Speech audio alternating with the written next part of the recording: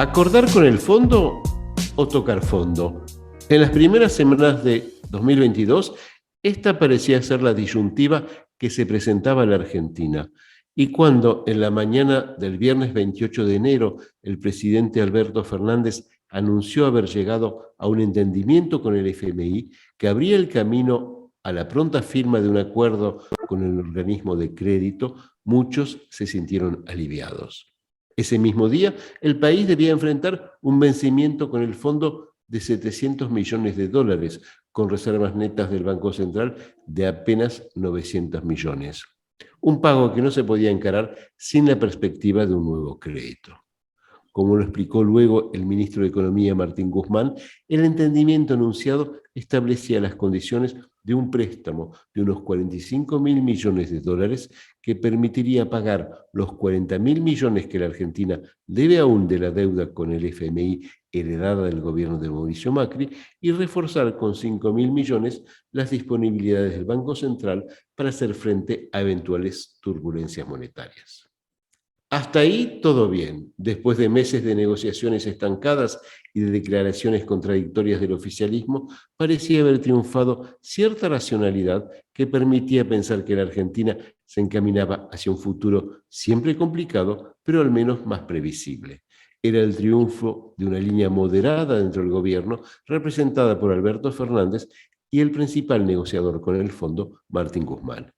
Y una derrota, consecuentemente, para el sector más duro de la coalición gobernante, cuyo líder principal es la vicepresidenta Cristina Kirchner, que había criticado públicamente y con violencia al FMI 48 horas antes del anuncio del entendimiento. El éxito del tándem Fernández-Guzmán pareció más completo aún cuando se escucharon las primeras declaraciones de la oposición. Los dirigentes de Juntos por el Cambio venían denunciando la inercia y la incapacidad del gobierno y agitaban el espectro de un default. Quedaron obviamente descolocados y multiplicaron declaraciones contradictorias, sin duda por no querer saludar y apoyar el avance decisivo de la negociación que sin embargo reclamaban. Tanto el presidente como su ministro presentaron el principio de acuerdo como un logro, en la medida que no implicaba ajustes para el gasto público y las jubilaciones, ni reducción de derechos laborales. Concesión verbal y política al sector cristinista del Frente de Todos, sin duda, porque, aunque el fondo haya aceptado firmar un acuerdo relativamente light, los objetivos de reducción del déficit fiscal implican obligatoriamente ajustes. Ajustes, sí, de los que algunos no se quieren hacer cargo. Y es así que la racionalidad de este 28 de enero se rompió antes de que terminara el mes, el 31, con la renuncia de Máximo Kirchner a la presidencia del bloque de Frente de Todos en la Cámara de Diputados. El hijo bipresidencial dijo no compartir la estrategia utilizada ni los resultados obtenidos en la negociación con el Fondo Monetario.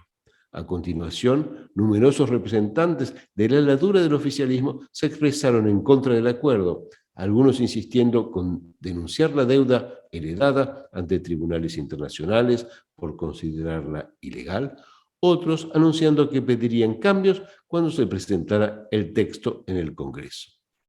Mucho sin sentido. Paralelamente, la oposición, después de haberse mostrado más responsable, es decir, declararse favorable a un apoyo al acuerdo, volvió a expresar dudas, pidiendo, por ejemplo, ver la letra chica de la carta de intención antes de pronunciarse. En fin, la Argentina volvió a ser la Argentina, el país de la confusión. Confusión que alimentó el mismo presidente con declaraciones intempestivas e innecesarias, irritantes para el FMI y Estados Unidos en la gira que lo llevó a Moscú, Pekín y Barbados. Guzmán, el consejero y secretario Gustavo Vélez, el presidente de la Cámara de Diputados Sergio Massa y el embajador en Washington Jorge Argüello intentaron reparar los daños en urgencia. De todas maneras, el delirio tiene fecha de vencimiento. El 22 de marzo, la Argentina tiene que pagarle más de 2.000 millones de dólares al fondo sobre un total de casi 20.000 millones este año. Sin acuerdo previo, un salto al vacío de consecuencias incalculables. A la hora de este encuentro, aún en febrero, todo parece indicar que el acuerdo con el fondo será presentado y aprobado en el Congreso, pese a la abstención de un sector del oficialismo y de algunos parlamentarios de la oposición. Como decíamos, es un acuerdo light.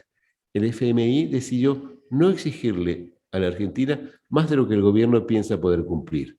Pero la polémica que ya se generó sobre la baja de los subsidios al transporte en el área metropolitana de Buenos Aires y la resistencia al aumento de tarifas de servicios públicos parecen indicar que el cumplimiento de dichos objetivos será difícil de conseguir para un presidente cuya popularidad ha caído a niveles históricamente bajos y preocupantes, que no cuenta con el apoyo de parte de su sector y obviamente de la oposición.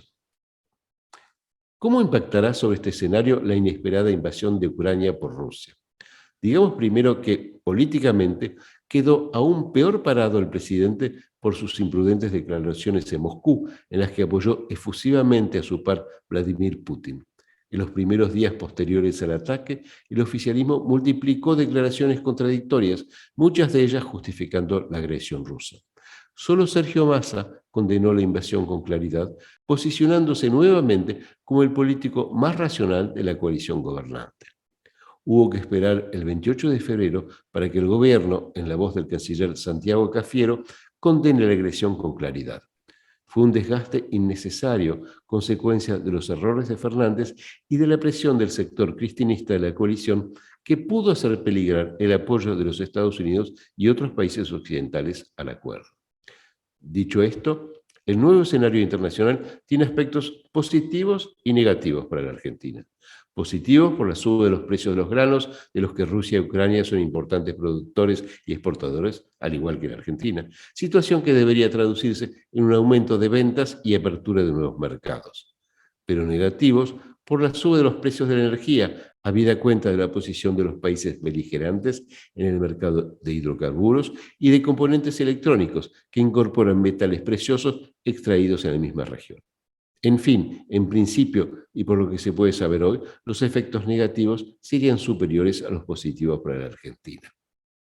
¿La guerra hace peligrar el acuerdo con el FMI? No, salvo que la Argentina haga todo mal, es decir, que no busque cerrar la negociación. Por la debilidad del gobierno actual, el fondo aceptó firmar un acuerdo poco exigente con el fin de respaldar y favorecer un equilibrio macroeconómico de la Argentina y de llegar a diciembre de 2023 para negociar entonces un nuevo acuerdo con un gobierno electo que debería contar con un respaldo popular más importante que le permitiría llevar a cabo las reformas estructurales que el país viene postergando desde hace décadas. Este sería el mejor escenario, pero no el más probable, porque el acuerdo, vale recordarlo, implica suba de tarifas, es decir, más inflación, y freno a la emisión monetaria, es decir, menos actividad y quizás recesión.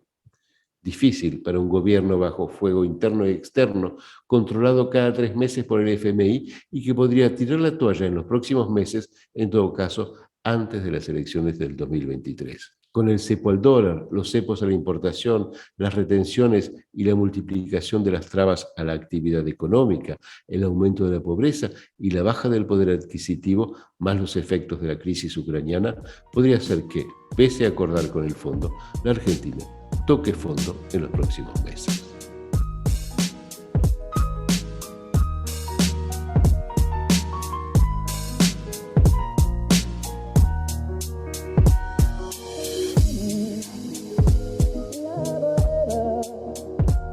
Ça voulait dire on est heureux.